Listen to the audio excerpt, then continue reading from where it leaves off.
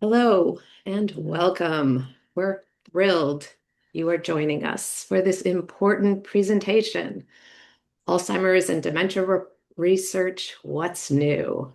It's a privilege to have Claire Day, a renowned clinical social worker and educator, share the recent findings. For those of you who don't know Ashby Village, we're a vibrant community of older adults and volunteers transforming how we age.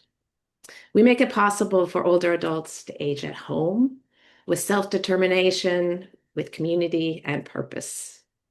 If you aren't already, come join us as a volunteer, a member, or both.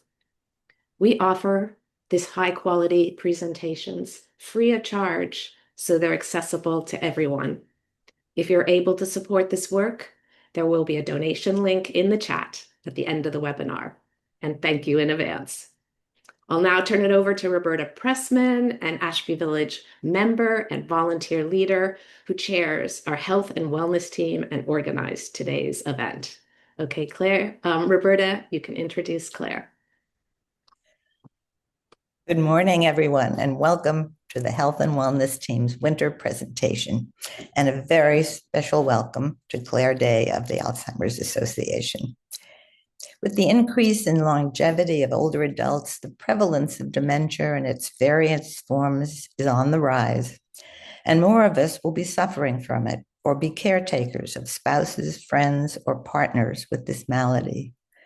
The good news is that we know so much more these days about dementia, how to diagnose it, treat it, and possibly slow its progress, and maybe someday even prevent it. We're fortunate to have Claire Day here today to educate us about all the exciting new findings in the area of dementia research. She's a clinical social worker who has more than 25 years of experience as a family and professional educator in dementia care.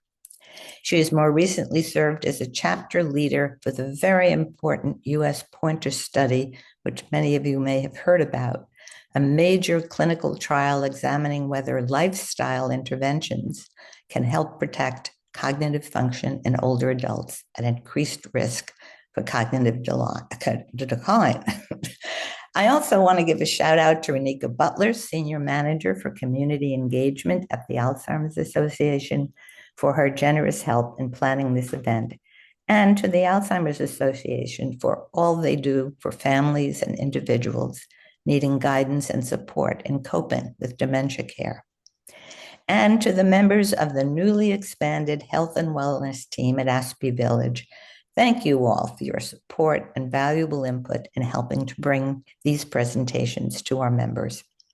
Before we begin, I want to let you know that Claire will be taking questions at the end of her presentation with the help of our wonderful chat wizard, Sigrid Duisberg.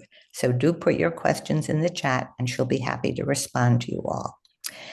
And lastly, but importantly, I want to remind those of you who have signed up for next Wednesday's workshop focusing on relationships with loved ones with dementia, that this event is in person, not on Zoom, and will be held at Ashby Village at 1:30 in the afternoon. It's a pretty packed event, so if you can, be prepared to stay a little longer than we had originally planned. Our workshop is now currently scheduled to end at 3:30 rather than 3 p.m., so we don't have to rush the roundtable discussions that will follow Denise Steckel's presentation. You also should receive another reminder about that as an email. Okay, Claire, take it away. Well, thank you so much, Roberta, and to Bab and the whole team at Ashby Village. It's an honor for me to be here today to present the latest in Alzheimer's and dementia research. As I just take a moment here to share my slides and make sure that this is all functioning. And if you can just let me know if it's not showing properly. So I'm going to take that as a yes. And I also want to thank my colleague, Rainika Butler for connecting me to today's presentation. It actually happens to be her birthday today, so she's probably not joining our call because I think she's taking some well-deserved time off to celebrate her birthday. But today we're going to talk a little bit about advances in Alzheimer's and dementia science. I always like to start with a little level setting, but we're going to get into progress that's been made around early detection and diagnosis. We're going to talk about treatments, including some news that is probably pretty new to most of you in 2026 or 5. And we're going to talk most importantly about risk reduction. We know that treatment and early detection and diagnosis has come so far in the last 2 decades, but we also know it's just the tip of the iceberg. There's so much more that we still have to do and to learn. And so until that day, until we can say we no longer have to worry about the cognitive decline related to Alzheimer's disease or other dementias, we want people to be prepared with what they should be doing to reduce their risks of developing Alzheimer's or dementia. And I always like to end just with some community resources so you know who to turn to if you have questions or need some answers. So, like I said, let's start at the beginning a little bit with a little level setting around the differences between Alzheimer's and dementia. We hear them used interchangeably often, but there is a difference. We use the term dementia like we call it an umbrella term, which really defines the loss of function of enough severity that it impacts our abilities to do our activities of daily living, things like bathing and dressing, going to the grocery store, paying your bills, all those sorts of things. Now, if we were in a room together, I would ask you all to raise your hands if you've ever walked into a room and forgotten why you've walked in there. And if we could collectively look over the Zoom, I would imagine that most of you are raising your virtual hands right now to say, yes, at some point you've walked into a room and forgotten why you've walked in there, or you've been in the middle of a conversation and lost track in the middle. It will happen to me multiple times, I'm sure, during our presentation today. There's a difference between that, what we consider to be normal aging, our brains aging the same way the rest of our bodies age, the same way our knees age and our back sometimes ages, even those gray hairs that come in. But what we're talking about with dementia is clearly different. It is not considered to be a normal part of aging. As we age, we should not lose those cognitive abilities to recall the names of the people that we love or the names of common objects. These symptoms can include cognitive, behavioral, psychological symptoms. And while dementia is the umbrella term, what it's describing is the loss of function. The biology that's happening in the brain is what we refer to as those different types of dementia that you see on the right side of the umbrella. Alzheimer's disease is the most common cause of dementia. So it's why we talk about it more. It's why you've seen more advances with Alzheimer's research than with other types of dementia. But it's important to know that there are other types of dementia. Vascular dementia related to having a stroke, Lewy body frontotemporal degeneration. You might have heard of even something like Huntington's disease, a lot less cases of that. Unfortunately, you can also have what we call mixed dementia, where you have dementia that's caused from 2 different types of biology changes. So perhaps you've had a stroke and you also have the biology of Alzheimer's disease. So there are some cognitive declines that are considered to be reversible that are related to things like maybe a recent drug interaction or alcohol overdose, things like that. But what we're talking about with Alzheimer's and other types of neurodegenerative diseases that you see here are considered to be irreversible, which means once those cognitive changes decline or start, it's really hard to see those reversed. And that's where research is really trying to focus on two sort of key areas.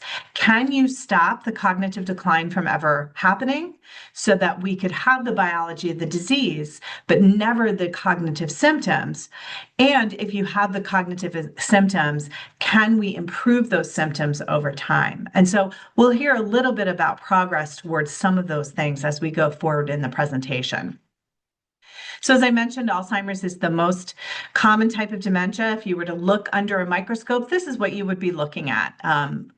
There are two what we call hallmarks of Alzheimer's disease, and that is a buildup of beta amyloid in the brain. Now, we all have beta amyloid in the brain. It's something that is produced regularly in all of our brains, but in a normal brain, it sort of sweeps away on a daily basis so that it doesn't accumulate. And what's happening in the brains of Alzheimer's, one of the mysteries that we don't know the answer to, is it's not clearing away. So it's depositing, it's staying where it's not supposed to be.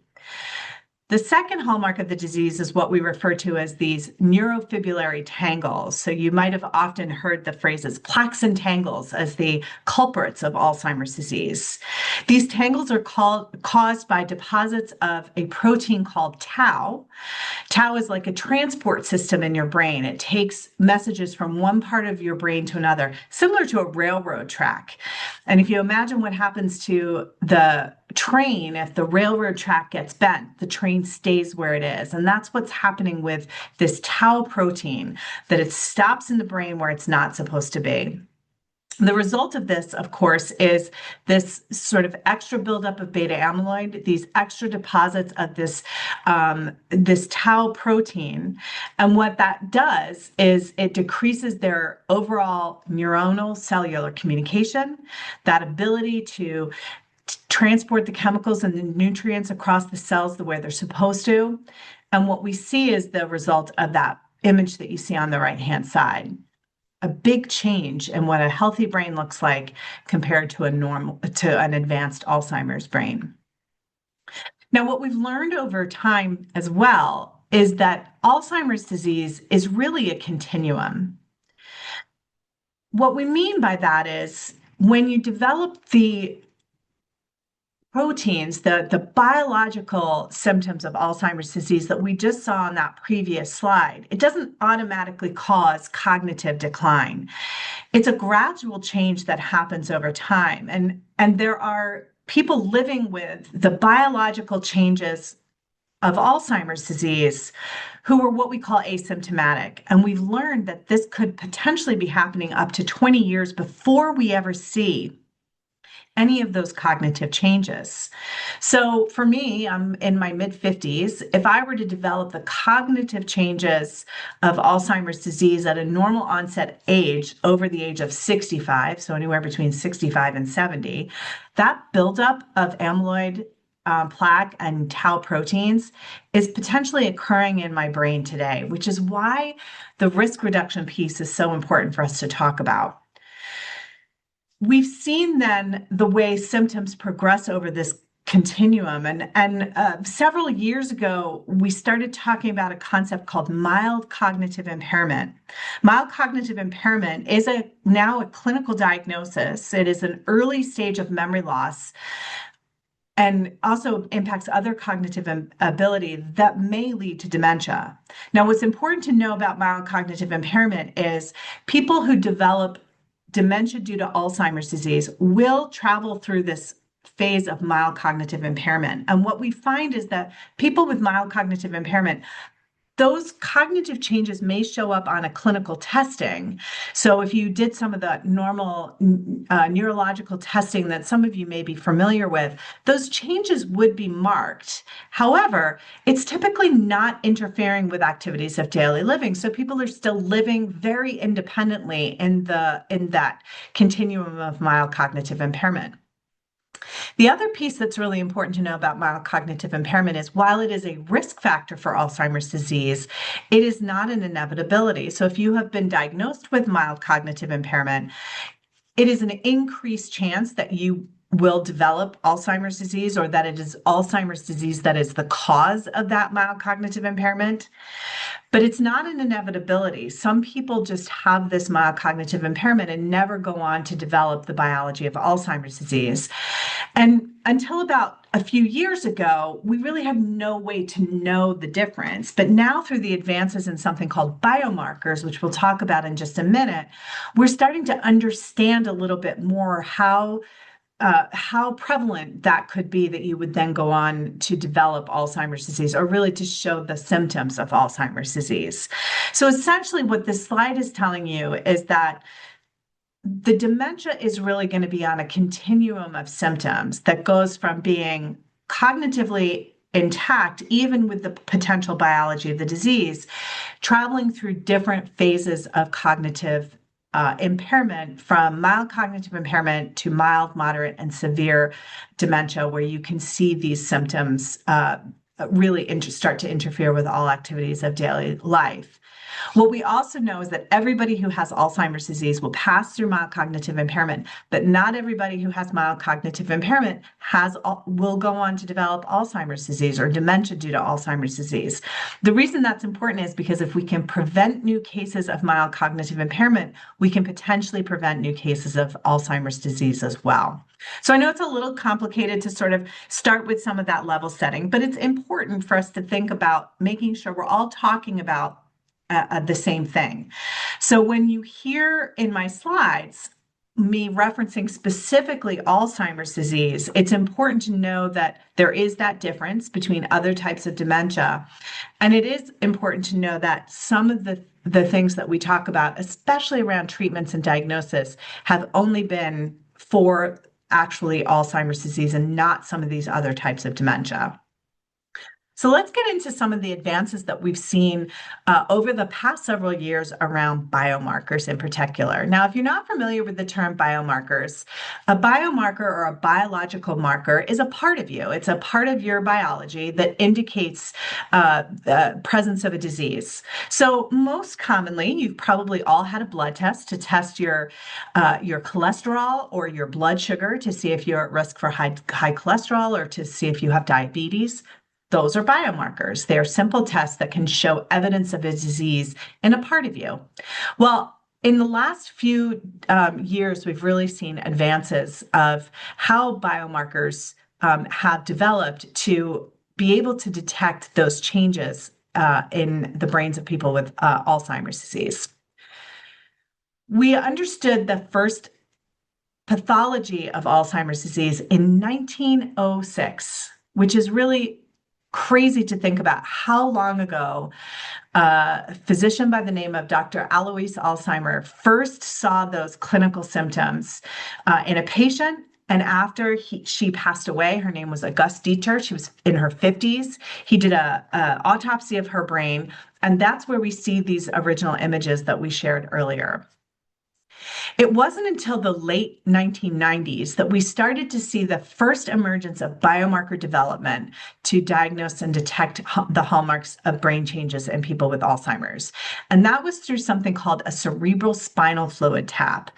And these cerebral spinal fluid taps, exactly what you think it is what it is. It's a tap of a spinal tap of your cerebral spinal fluid. We're able to detect that A beta, that amyloid beta, as well as those tau proteins through those taps. Now, in the late 1990s, these were only ever being used in clinical research.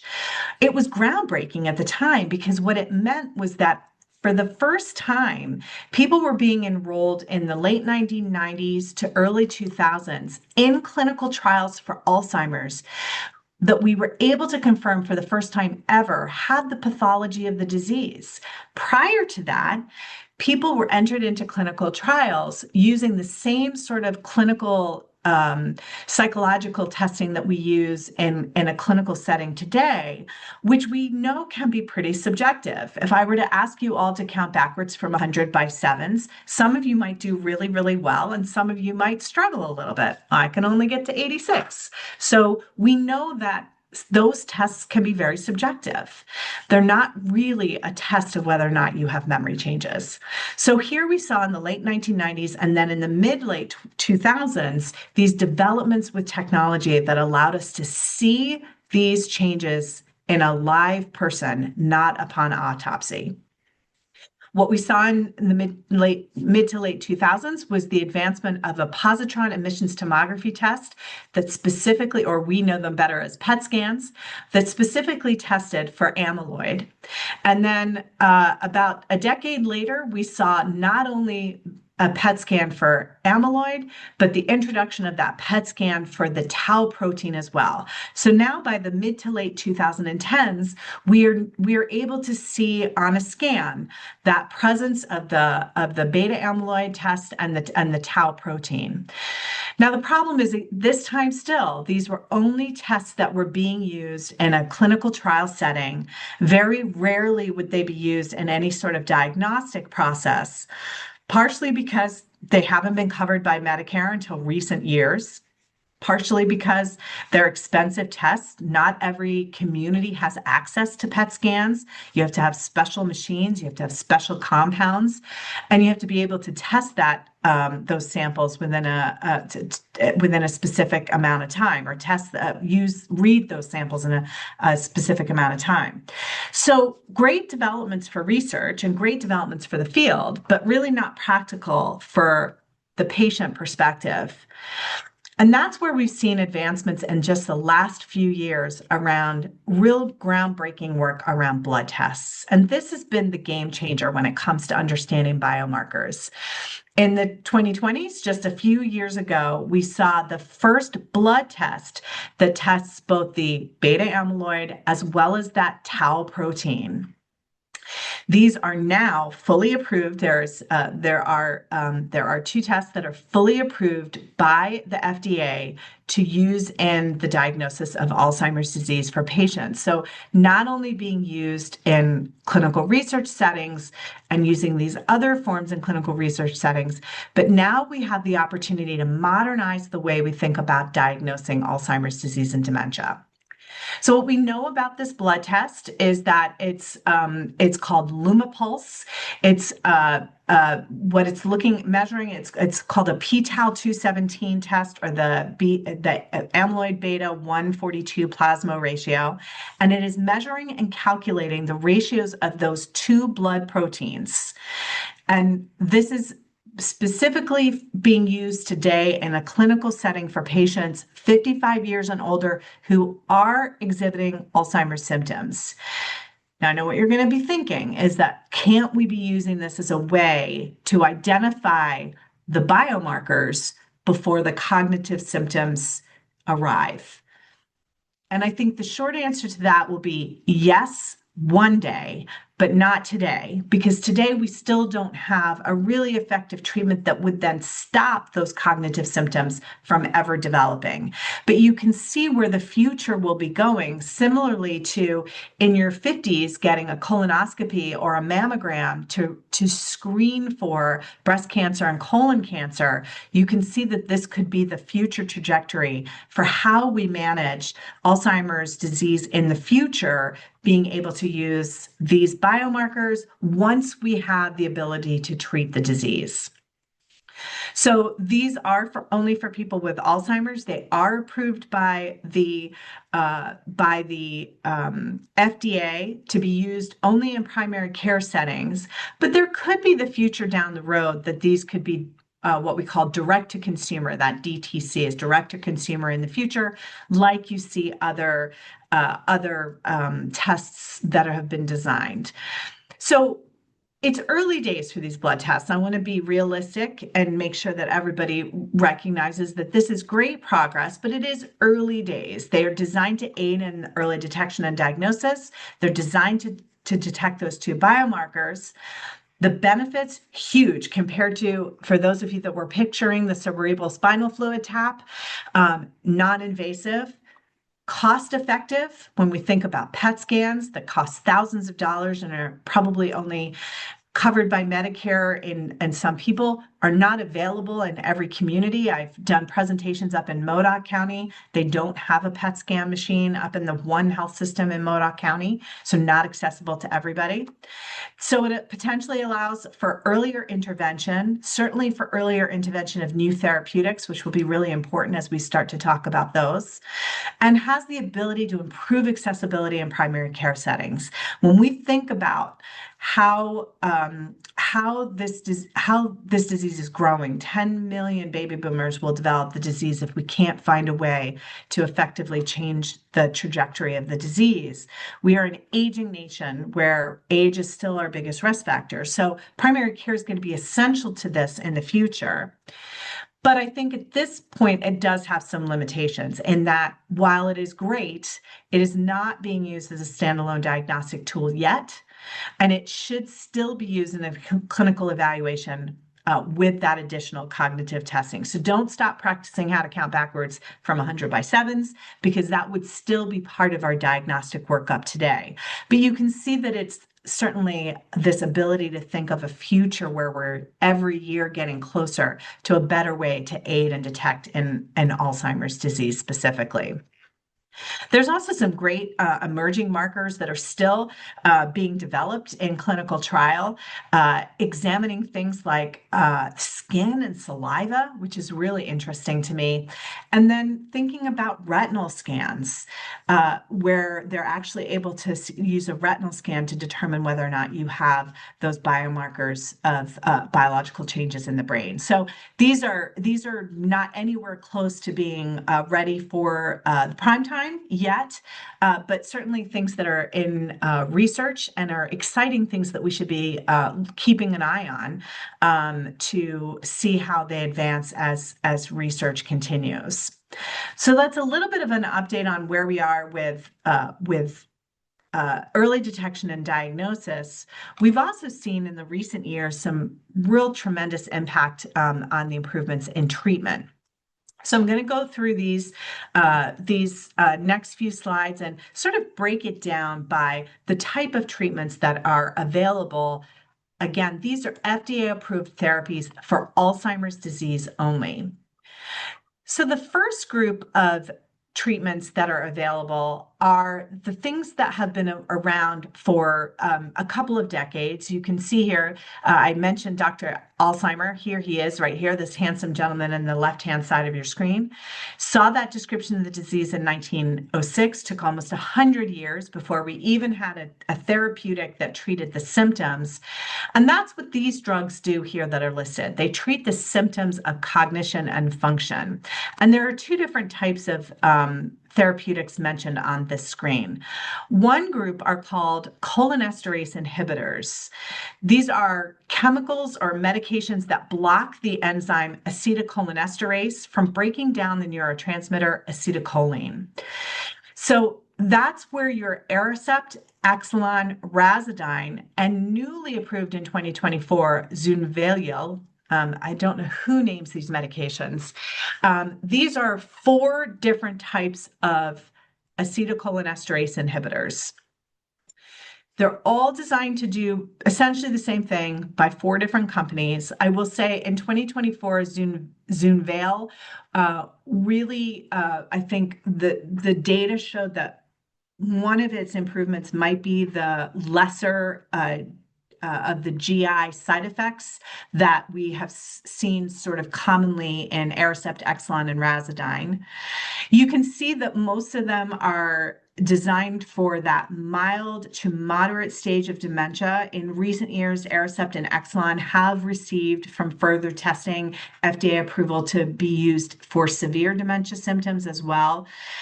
But they're really only treating the symptoms. They're not addressing the underlying biology of the disease.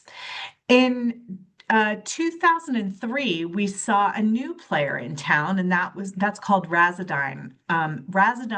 Namenda, excuse me. Memantine or Namenda.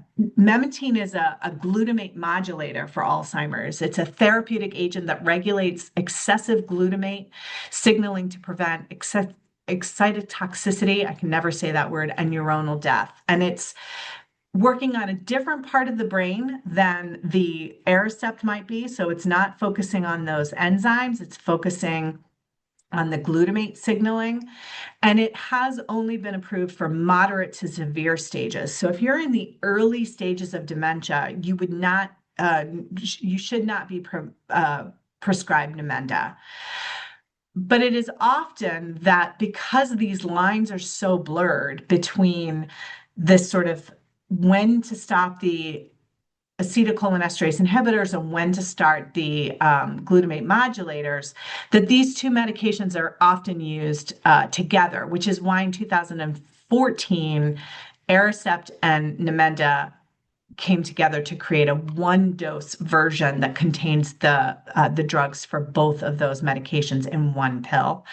Certainly, as dementia advances, taking medication, swallowing, side effects, all those things play into why that was a decision that those companies made. So those are our early drugs. They have been for many years the only game in town.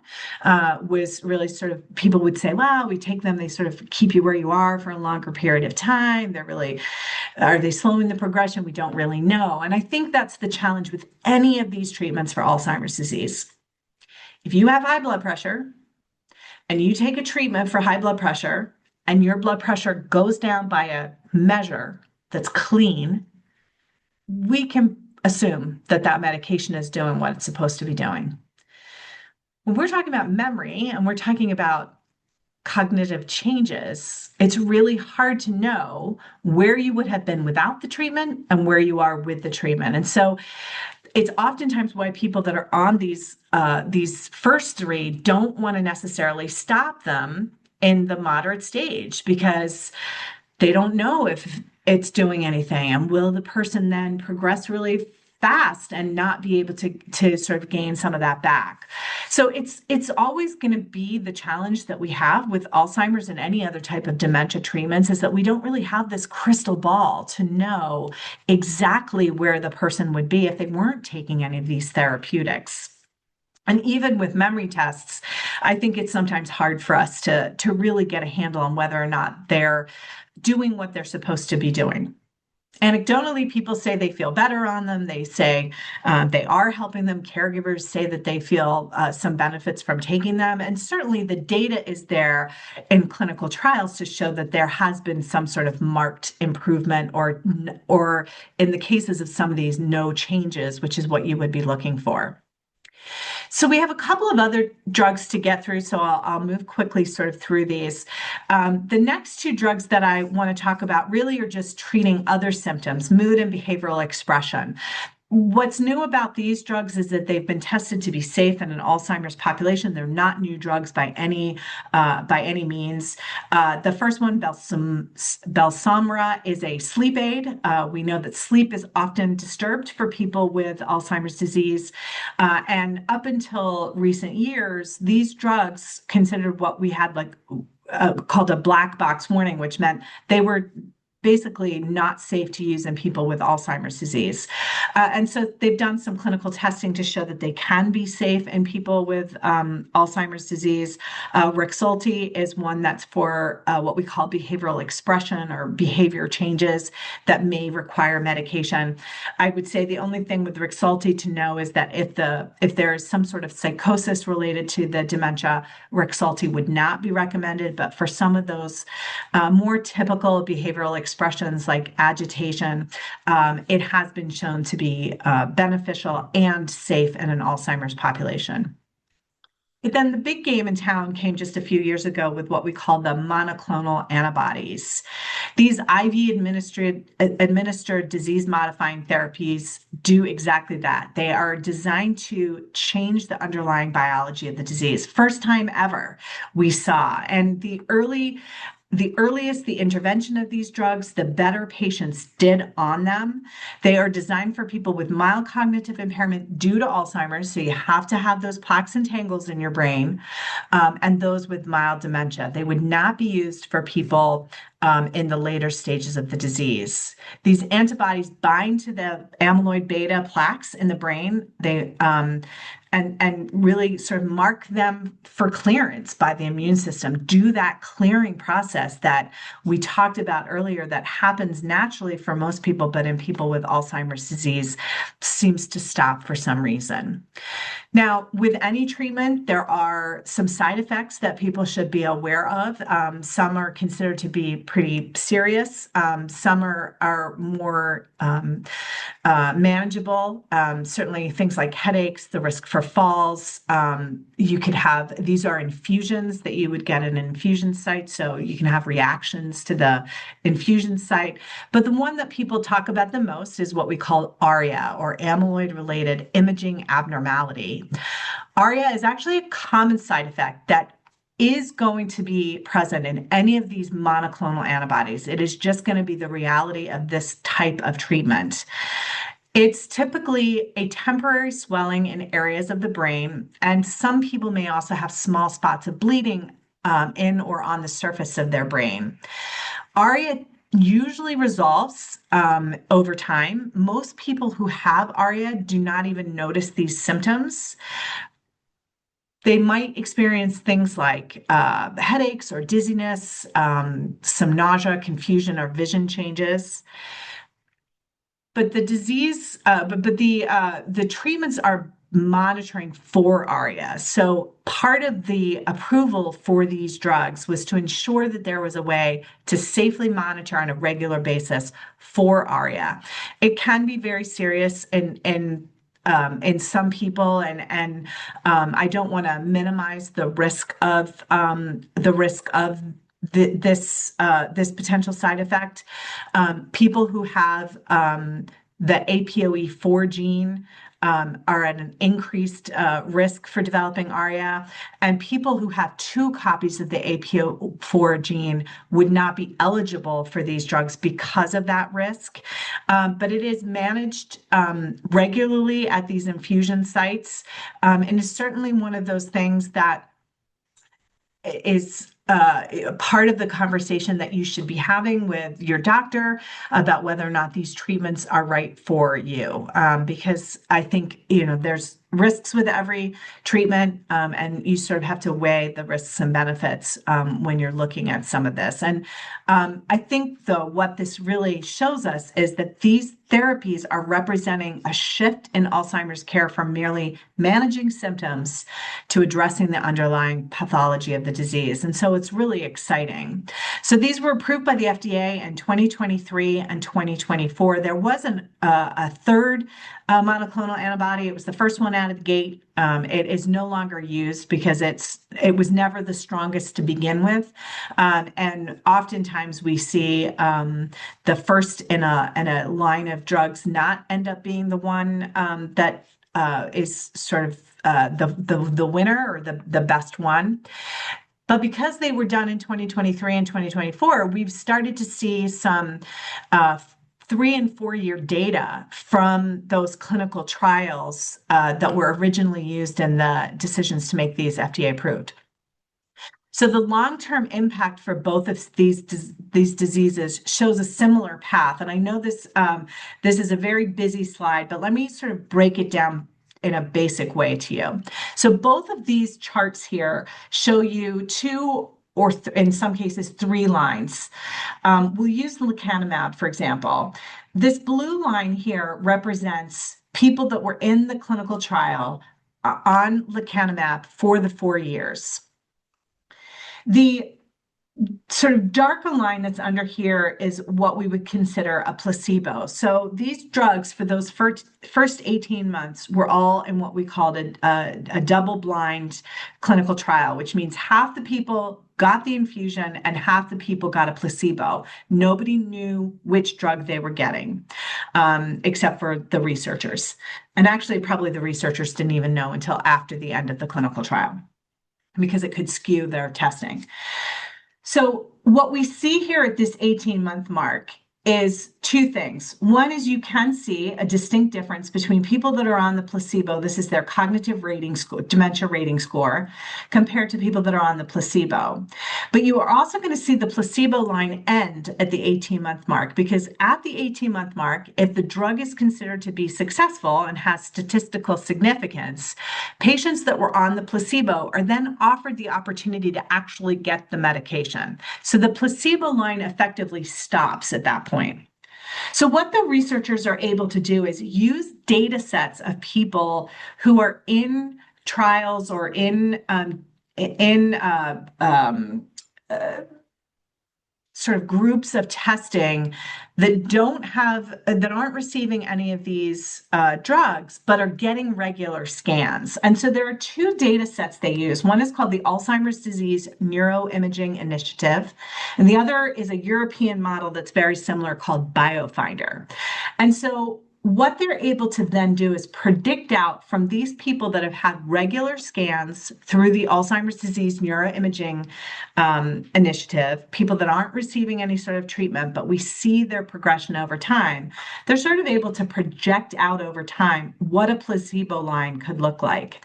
Now, why this is important is you can see that these two data sets followed very closely the placebo up until that 18-month mark. And that's why I think researchers feel pretty confident that this shows you what a placebo line could have looked like if people were to continue. The other thing you see is that with donanemab, which was the other monoclonal antibody, they just used the ADNI data, very similar effects. So what we're seeing here at the 4-year mark for lecanemab is that patients that are on lecanemab are on a different trajectory as far as their cognitive decline. More than 50% of patients who started treatment in the earliest stages of the disease continued to show improvement with those clinical scores after 4 years. And for donanemab, while they're only at the 3-year mark, the donanemab group showed 27% reduced risk of progression to the next stage of the disease compared to those who had a delayed start of donanemab. I think the evidence around these trials is showing us that the earliest point of intervention is the most important. It's where you have the most benefit for these drugs. And I think it's why we need to see these advances in early detection at the same time, and they really do fit so well together. So we've seen some additional long-term impact of these drugs. So the FDA for lecanemab has now approved a subcutaneous maintenance dose. So you go for the infusions for the first 18 months. And then at that 18-month mark, instead of having to keep going for weekly or biweekly or monthly infusions, you can now do a sort of like jab at home weekly injections. Those have now been approved by the FDA. This would only be for patients who have gone through the initial 18-month infusions. And we see in clinical trials full subcutaneous clinical trial, meaning you wouldn't have to have the infusions. It would all be done by an injection. And we anticipate to see those results sometime in 2026. So it's very exciting to see where we've come. Like I mentioned earlier, this is the tip of the iceberg. We know these are only drugs for Alzheimer's. They're only drugs for the earliest stage of Alzheimer's. We know that early detection is still a barrier for many people. Health equity plays a big role in that. But it is exciting to see. But it's also why we need to keep focusing and not take our eye off the lifestyle interventions. We know there are things that may impact our risk of cognitive decline. We can't prevent it. We know there are things that we can't change. We're all getting older every day. We can't change our genes, and we know genetics, that APOE4 gene in particular, plays a higher risk than for people that don't have it. It's not an inevitability. It's not a deterministic gene. So it's important to know that the APOE4 gene is just a risk factor gene. We know that race and ethnicity play an impact. African Americans are twice as likely to develop Alzheimer's. Latinos are 1.5 times as likely. We know that women are more likely to develop Alzheimer's. We used to think that was because we lived longer, but it's probably more related to hormonal differences between men and women. We also see that intersection of how those social determinants of health for Persons of color may also impact our risk for developing Alzheimer's disease. But then you've got this really fun stuff on the left-hand side. Things like physical activity, education, cardiovascular health, sleep, diet, cognitive and social engagement, as well as things like substance abuse, education levels, traumatic brain injury. Environment where you live could impact your risk for developing Alzheimer's disease that may have some impact on improving your risk if you address some of them. Now, I would be shocked if what looks like 185 people on this Zoom today are going to be surprised by me saying that we should be eating right and exercising, right? We all know we need to be doing these things. But what I'm going to show you in the next few slides is a few results from some clinical trials that might just be what you need to spark that energy level to kind of keep on track if you're already on the track, or get back on track if you're not there. The first thing I'm going to talk about is the importance of good gut health. Now, this is probably one of my most popular slides that people can relate to. But what we're learning is that everything that's happening below the neck seems to be having some impact on what's happening above the neck. And our gut health is really interconnected between what happens in our gut and what happens in the brain. There were two studies at a global research conference called the Alzheimer's Association International Conference. This data is a couple of years old, but still very relevant today, that really defined specific gut bacteria that may increase dementia risk, as well as some that could be actually neuroprotective. But what they found was that chronic constipation is a culprit, and that those that had chronic constipation, and that was constipation that was more than 3 days without a bowel movement, was equal to 3 years of aging. And this was chronic, not just one time and you had an episode of constipation, but this was chronic constipation. And it really equated to 72% increased risk of dementia just from having constipation. So the key take-home message here is that our gut health is impacting our brain influence, and really things that we can do to improve our gut health could have an impact on our dementia risk. The next study I'm going to talk about similarly looks at, it's an older study, but it looks at ultra-processed food. Now, again, is anyone here surprised that Twinkies are not good for us? Probably not. Everybody knows that. But what this study showed us was that consuming more than 20% of your daily caloric intake, this was based on a 2,000 calorie a day diet, of these ultra-processed foods was associated with 28% faster decline in global cognitive scores. Ultra-processed foods are those things that are not only high in sort of saturated fats and calories, but what makes a ultra-processed food more than just a processed food is it's not only is it high in those other things and has all those ingredients you can't pronounce, but it's low in protein and low in fiber. That's what makes a processed food ultra processed. So here's our takeaway, right? Incorporate one or two of those healthy actions and kind of take away some of these ultra processed things that may be impacting our cognitive health as we age. Also looking at processed foods, this next study looked at processed red meats. Now, my bacon lovers out there are not going to like this slide, because what this showed us, this came from a study last year, that eating 2 servings per week of processed red meats, so bacon, salami, pepperoni, hot dog, sausage, again, no one's surprised these things aren't good for us, was actually increased the risk of dementia by 14% compared to people who had 1 or less servings a week.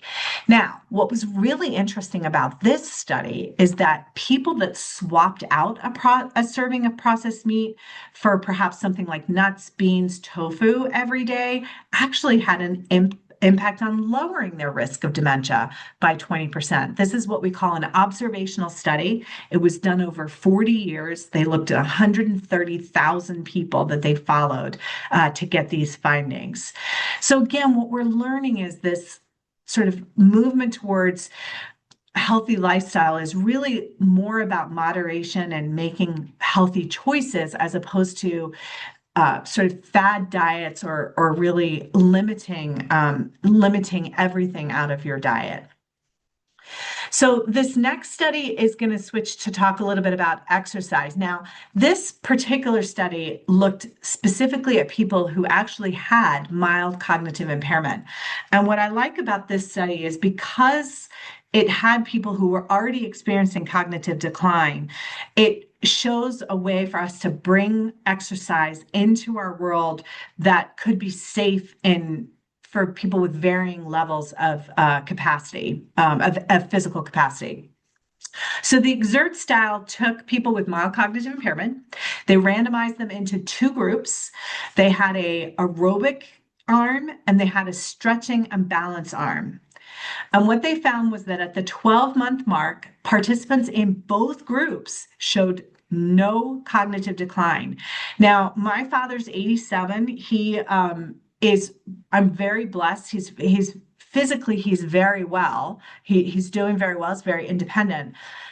But I don't want him on it. He does well on the ground. I don't want him on a treadmill, sort of getting his rate of exertion up. He's 87. He's not, 67, and he's certainly at risk for falls. And if he falls, we know that he could probably hurt himself. So to know that there is a type of exercise he could do that maybe involves sitting, the stretching and balance training that could have as much benefit is really encouraging for me. It's why I like this study, because it shows that even if you can't do the aerobic exercise, that was one of the things we're going to talk about in just a few minutes is the Pointer study. And if you can't do that physical exercise that we did in the Pointer study, you could still get some cognitive benefit out of some other types of exercise that may not be as physically grueling. And then an older study really just emphasizing the importance of sleep and good sleep, and particularly looking at obstructive sleep apnea. It can lead to about a 34% increase in Alzheimer's disease and other types of dementia. Not really a surprise when you think about what obstructive sleep apnea is. It's a decreased oxygen levels during your sleep. And so it could actually exacerbate the accumulation of that beta amyloid and those proteins in the brain. It disrupts our sleep architecture. So the sort of pace, the way we go into REM sleep, all of those things. So really important that if you're having trouble sleeping, if you're snoring a lot, definitely get sleep apnea checked out. And that's what I like about all of our modifiable risk factors. These are things we can do to maybe take some steps that could reduce our risk. And so that's why we did the US Pointer study, right? We'd seen all these clinical trials come out about exercise, about food, about things like sleep and gut health, all of these things. What we didn't know is what happens if we do them all together? What if we took a good representation of the US in a 2-year clinical trial and simultaneously targeted multiple risk factors with a goal to protect cognitive function? Could we improve brain health? And what we found was that the US Pointer shows healthy behaviors across multiple factors have a powerful impact on our brain. And so what we did was we randomized participants into two groups, a self-guided group who met 6 times over the 2 years. They had peer team members who helped to encourage them, and they had a navigator, and they were taught all of these things. They were taught healthy lifestyle education. They were taught about ways to create their own plans. They were given the encouragement and education around physical activity, dietary changes, cognitive health, etc. They had blood tests just as the structured arm did, but they were sort of on their choose your own adventure type of a plan. They were given the information. They met 6 times over 2 years and told, go make your healthy lifestyle changes. Then we had our structured intervention. They met 38 times with their peer team over the 2 years. They had both a navigator and a study interventionist, but they had a very specific prescription that you see listed here. They were encouraged to do aerobic exercise 4 days a week in 30 to 35-minute sessions. To do that resistance training 2 days a week, 15 to 20-minute sessions. Stretching and balance 2 days a week, 10 to 15-minute sessions. The diet that we used was the MIND diet, which is around limiting bad things and incorporating more good things. And it's based on a 14-point score. And the goal for our pointer participants was to have a equal or greater than 9.5 MIND diet score. They did a cognitive training program called Brain HQ 3 times a week, 15 to 20 minutes. And like the self-guided group, they had biannual labs as well. What we found was that while cognitive function improved over time for both groups, there was a definite difference between the structured intervention group and the self-guided group. And you can see here that based on the models of normal cognitive aging, we're estimating that the structured group performed at a level comparable to adults who are 1 to 2 years younger, which could increase our resilience against cognitive aging. And what was really great is that this extra benefit was the same regardless of risks from age, gender, APOE4 genotype, or their heart health at the start of the study. And so they think that the cognitive improvement for both groups is most likely related to the fact that participants in the self-guided group got good at knowing the tests, right? The practicing of the tests, doing them every 6 months probably helped. But from a statistically significant perspective, those that followed the structured intervention did better over time. So our recipe is here. I will make sure that you all have access to the brain health recipes so that you can incorporate these into your regular routine. There's a great section on our alz.org website that will help you to create your own changes, and we've starting to develop tools that you will be able to use to help keep yourself accountable. We did this as a team intentionally, so you want an accountability buddy so that you can help to keep yourself accountable to making some of these changes, and really encourage participants to really try and adopt as many of these brain healthy lifestyle changes that you can. Now, it's also important to recognize that we know that people who have Alzheimer's disease, a lot of people did these things and still develop the disease. This isn't curing the disease by any means. We know it's potentially impacting risk. It's improving our cognitive brain as we age, but maybe not, eliminating Alzheimer's and dementia. So I want to be realistic about that. And this isn't the answer. It's going to be part of the answer. We know that treatments will play a role. We know that future treatments, current treatments, as well as all these things will play a role in sort of this complex disease that we're trying to combat. And in the meantime, know that the Alzheimer's Association is here. I appreciate each and every one of you that put your zip code. We don't do anything with that information other than can show reach into communities to show that we're reaching certain populations, certain geographic populations, I should say,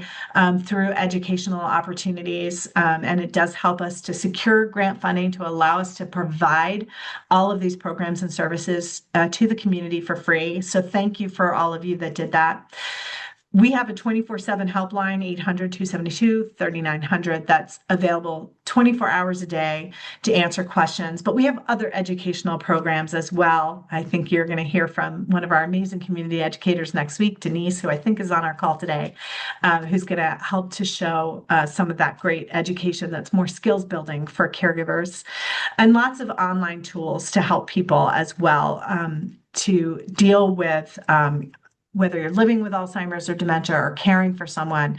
Just know that you're not alone, and that we're here to support you throughout your journey. So with that, I'm going to say thank you, and I'm going to stop sharing my screen. I know I've unfortunately went a few minutes over on my slides, but didn't want to shortchange any of that information. And hopefully we have some questions that I'm able to answer on the call. Indeed. Thank you very much, Claire, for this very informative presentation. Really, really, really interesting. I also want to point out to you that there were quite a few attendees who commented on the great slides and also on the fact that you left the slides on for a longer time so that people could really read it, So Good. that's I can make the slides available as well. I can send a PDF out if you're able to send them out to people. would be wonderful. Yeah. So, let's start with the question, like quite a few questions. So if a person has symptoms of mild cognitive impairment and has blood markers indicating some buildup of plaque, does this mean that her MCI will progress to moderate Alzheimer's and beyond? So that's a great question. And I don't want to presume that I could make a determination around diagnostics. So I would encourage them to talk to their doctor. And I don't think that I'm the right person to answer that question because I don't want to make any assumptions based on the knowledge that I have. Mm-hmm. Okay, then there were quite a few questions about ARIA. I mean, including how to spell it, and Sure. Yeah, and I think what exactly it stands for. I mean, you explained, but I think it would help if you could. Yeah, and I can write it in the chat. It's essentially an acronym, right, for amyloid-related imaging abnormalities, and so it's just as you would imagine it, ARIA. It is a swelling of the brain. It can cause brain bleeds, and I think that's why people are scared by it. When you hear bleeding of the brain, it is a scary thing. It's monitored very frequently throughout the course of taking these interventions or these infusions. And what tends to happen is if they see the beginning of this, some of those small brain bleeds on the imaging, they will actually stop the infusions for a time. And so many patients will then go back on the infusions once the bleeds dissipate. They're also the requirement of these drugs from the FDA's perspective is to keep a registry of these side effects so that we can really monitor them. So I don't want to minimize the importance of understanding these risks, but I also would encourage people to really research the side effects, because most people in the clinical trial didn't even know that they had the ARIA, and it did not disrupt their treatment in any way. In terms of ADLs, how much difference at 4 years is expected of map, etc., and how much difference would friends and family notice? Yeah, I mean that's always the hard question to answer, right? Because I think we always say whether the person's on treatment or not on treatment, if you've met one person with Alzheimer's, you've met one person with Alzheimer's. There are so many other contributing factors, including the person's overall health, other contributing comorbid diseases like diabetes, like high blood pressure, that could also impact someone's progression with the disease. But I think the data from these monoclonal antibodies shows that you're functioning at about 30% better than people that are not, or your cognition improves at a rate of somewhere between 27 to 30% compared to people that don't have any of these treatments. And so I think, I think 4 years in, it's really hard to know. I mean, some people live for 20 years with Alzheimer's disease. Some people live a shorter amount of time. I think the cognitive changes, though, are typically gradual over time. And so it's one of the reasons early detection is so hard, because oftentimes those early warning signs are missed. But it's also, if you're seeing very sudden changes, it is most likely something else that's going on that's contributing to that, perhaps a stroke or something else that might be causing a more rapid decline. Yeah, important question here. Are there results on effectiveness of over-the-counter brain memory, Prevagen, etc.? Great. I love that. That's a great question. I'm glad someone asked it. So here's the thing with the over-the-counter treatments. Because they are not drugs, they do not go through any type of FDA approval or any clinical trials to show that they're effective. The regulatory process for those types of treatments are not the same as something like one of the drugs you saw me cover today. So I would say be a savvy consumer. If it looks too good to be true, so things like Prevagen, there's no data whatsoever to support that they actually do anything to improve cognitive health. There's just no data out there. And so anything around those types of treatments, vitamins and supplements that seem harmless, like, vitamin E, I know is one that a lot of people talked about early on. It's also really important that you talk to your physician about any of those supplements because they can actually have an impact if you're on other treatments. For example, if you're on a blood thinner, you shouldn't be taking certain things like, I think it's vitamin E you're not supposed to take. So always talk to your healthcare professional, or what I always say is talk to your pharmacist because they're the ones, you might have a specialist for one thing and another specialist for another. They're not always talking to each other, but if you go to the same pharmacist, which we always recommend you do, always go to the same pharmacist. Don't go to multiple different pharmacies because they will see potential for drug interactions. They will see things that you shouldn't be taking. So a really great little tip for people. Thank you. There are some studies about lithium, binding up the amyloid or tau in the brain. Yeah, and I remember, I think Roberta asked me to include that, and it slipped my mind to do that.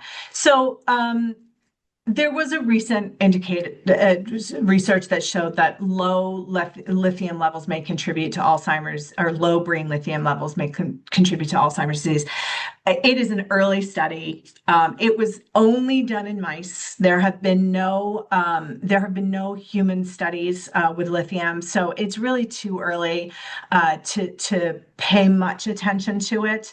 The number of times we've cured Alzheimer's disease in mice, we've so many different times we've cured Alzheimer's disease through different treatments that then don't actually end up making it to clinical trial. So it got a lot of, I think it got a lot of play just because media play because it was because of its it was a Harvard study and it had not to minimize the impact, but it's just too early. It's too early to know. It was only a mouse study. There are two questions talking about computer-based training in computer-based training, and I recently heard about the FAST program, and then another one was what computer-based brain training program is recommended. So it's about goes in the same. So the training that we used in the Pointer study is called Brain HQ. I will tell you that participants hated it for a couple of different reasons. It was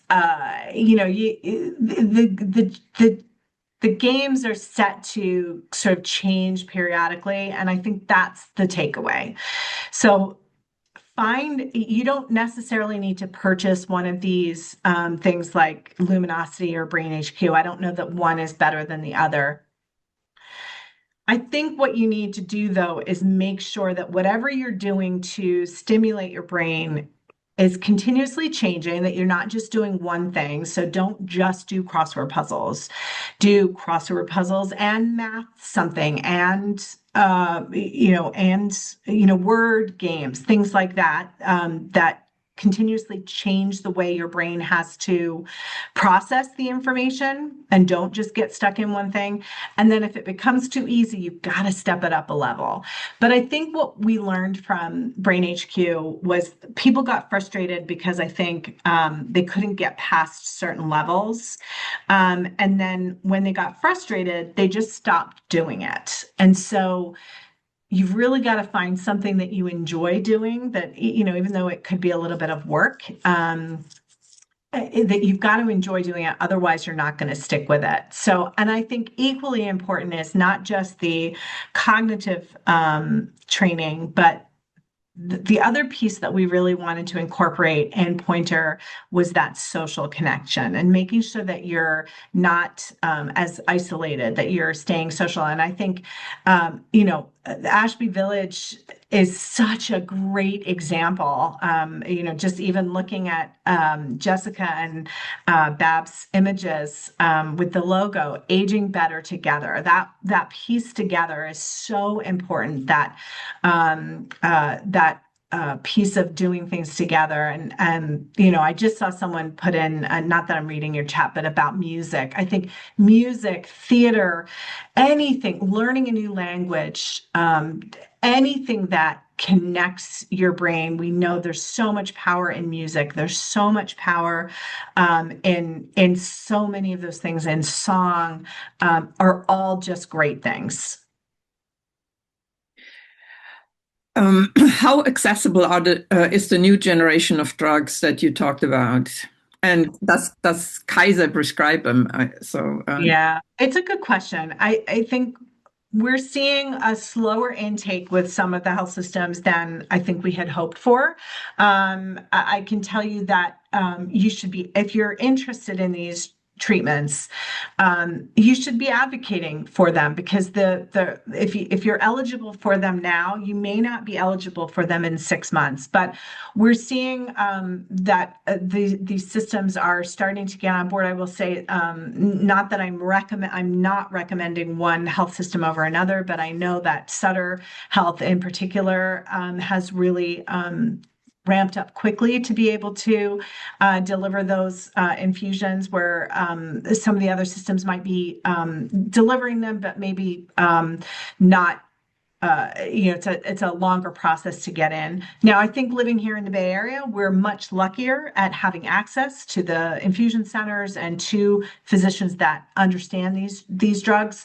In some of our more remote parts of Northern California, we are seeing access issues, which just because they don't have access to a PET scan, they don't have access even to an infusion center.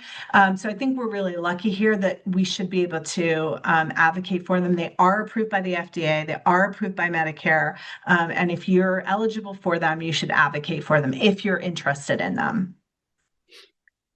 Are there any studies on meditation or Tai Chi or yoga for prevention? And you mentioned music. I mean, maybe one could even kind of like include that. Yeah, I mean, I don't know off the top of my head. I don't know of any study results around those things. Although I would not be surprised if there aren't some sort of ongoing studies.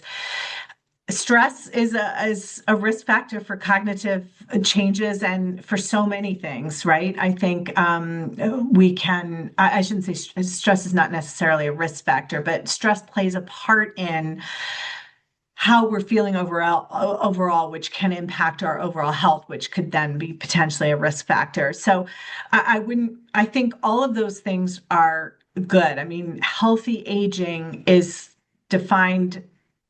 could be defined so broadly, and yet anything that you're doing to decrease your stress, increase your movement, increase your mobility, strengthen your mobility, strengthen your body are all going to be things. We can't use the word prevention yet. It is only around risk reduction, but it's still all things that then also are reducing the potential for so many other things, like heart disease, high blood pressure, diabetes, all of those things. It just has such great response. One of the slides I took out because I was worried about time was around a study on blood pressure, which really shows that if your systolic blood pressure is higher than 120, if you've got that sort of higher blood pressure, you should get it lowered because blood pressure is a huge risk factor for cognitive decline. Is there an average age for Alzheimer's to begin being noticed? Is there any age that if you haven't developed it by then, and feel somewhat safe, it won't happen? Yeah.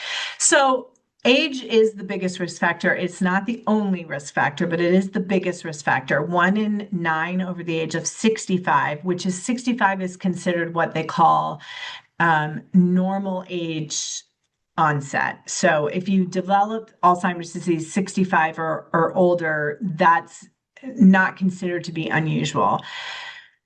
1 in 3 over the age of 85. I think the question is, if you got to 86 and you're not one of the 3, are you off the hook? I don't know that we really know the answer to that. Because I talked about my dad earlier. He doesn't have Alzheimer's disease, but at 87, I'm starting to see some changes in him, right? As his aging. And is that normal aging because he's 87 or, who knows? His doctor will tell us shortly. But you can develop the disease younger than 65. And I think that's one of the biggest sort of myths is that, oh, well, Alzheimer's is just about all old people. And that's not the case. We've known plenty of people in their 40s and 50s who have Alzheimer's disease. It's not as common. It is oftentimes also people younger than sort of 40, I would say younger than 55. It's oftentimes not Alzheimer's disease. It could be another type of dementia like frontotemporal degeneration. So I think it's certainly a risk factor. The older you get, the more at risk, which is why we were concerned about this aging population that we have. Is that if age is still the biggest risk factor, it's the thing that has the impact on our numbers nationwide. Are there any statistics on treating depression that mimic dementia? That's a great question. I don't know if I have any statistics, but I think when we talk about the 10 warning signs, one of the things we talk about is changes in mood and behavior, and certainly depression is very common and it can be common in older adults and can often be misdiagnosed as Alzheimer's disease. So I think it's important. We don't talk enough, I think, about mental health and even cognitive changes. There's still such a stigma around Alzheimer's and memory loss. And we need to normalize that conversation. We need to advocate for, if you think you're seeing some signs in yourself, and you're talking to your healthcare provider, you also don't want them to minimize and say, oh, well, you're just getting older or you're stressed. Or for women, a lot of women, it's menopause. Those changes, if you're seeing those changes in yourself, it's worth you getting evaluated for. So I think it's also good to rule out other things that could be causing the cognitive changes. That's sort of how we diagnose. While these blood tests are going to start to change the game, they haven't changed the game completely. And so we're still in this thing where if you were going to get a diagnosis, they're going to do scans. They're going to do probably an MRI and a CAT scan, because really what they're looking for is anything else in the brain, a brain tumor, something else in the brain that could be causing the changes. They're going to do blood tests, right? They're going to look to make sure you don't have an infection, that your levels are all good. And then they're going to do the cognitive testing. They're going to have you do all of those cognitive tests, and they'll do a psychosocial evaluation. And through all of those tests, they make a probable diagnosis. Now they can add in, of course, the blood tests, so they can actually see whether or not there's pathology. That's going to be helpful at trying to delineate depression versus dementia. Because if you have no sign of tau or amyloid, in your blood test and your memory's fine, but you're seeing some of these other symptoms, that's going to help them to say, okay, so it's not Alzheimer's. What else is it that could be causing the concern for the patient? So I think that the advancement of some of these tests is going to help us to delineate out some of those other causes or other symptoms that can mask or be often misdiagnosed as Alzheimer's or dementia. Yeah, that kind of like answers the next question that I had. How is Alzheimer's specifically diagnosed versus other dementias? I mean, Yeah, and I think other dementias are farther behind with having any sort of blood test, although I think it's the Lewy body dementia that has a potential blood test in clinical trial, which will be helpful as well to see the differences. But it's a lot of times it still goes misdiagnosed. I mean, up until recently, we used to use the statistic. I don't know how accurate it still is, but about 50% of people living with dementia have never been formally diagnosed by their healthcare professional for all of the reasons that we just talked about, and access, right? Or just, it's just part of normal aging. It's not part of normal aging. What do you think about the recent announcement about the benefits of drinking caffeinated coffee or tea twice a day as a way to help lessen the risk of Alzheimer's? Yeah, well, personally, I'm really on board with that one. As a coffee and tea drinker, I mean, caffeine and alcohol have been these things over the years where it's like 1 year it's bad for you, the next year it's great for you. I've not read that study, the new one that came out. I apologize for not knowing that one specifically, but I think what we're seeing in some of these other studies is it's about moderation, right? Is making sure that having caffeine, I don't think is going to be the reason you do or don't get Alzheimer's disease. I think it could just be part of the bigger puzzle. Yeah, there were two questions about probiotics because you talked about, are there any particular probiotics that have deemed beneficial? So I don't know that there's any specific that I would know about particularly. I would just say I think we're going to learn a little bit more about one of the things I didn't mention with the US pointer is there were 4 ancillary studies that were done in cooperation, and one of them specifically focused on gut health. That might tell us that's not going to report out until later this year, some of those ancillary studies. So I don't know that I have one in particular. I would just say gut health is something you should be paying attention to. Well, I think we have time maybe for 2 more questions. How determined processed food contributes? How determined processed food contributes? Did prior more healthy eating generations have less dementia or had less dementia? Are there any statistics about that? Yeah, that's kind of a hard one too, because I think it's hard to compare dementia rates over generations for a couple of reasons. One is we didn't really have the biomarkers to truly diagnose Alzheimer's disease until mid to late 1900s. We also know that in the early 1900s, people weren't living as long. They weren't living to 70, 80, 90 years old. And so this sort of concept of age, age is the risk factor. We don't really know how that contributed to our generations that came before us.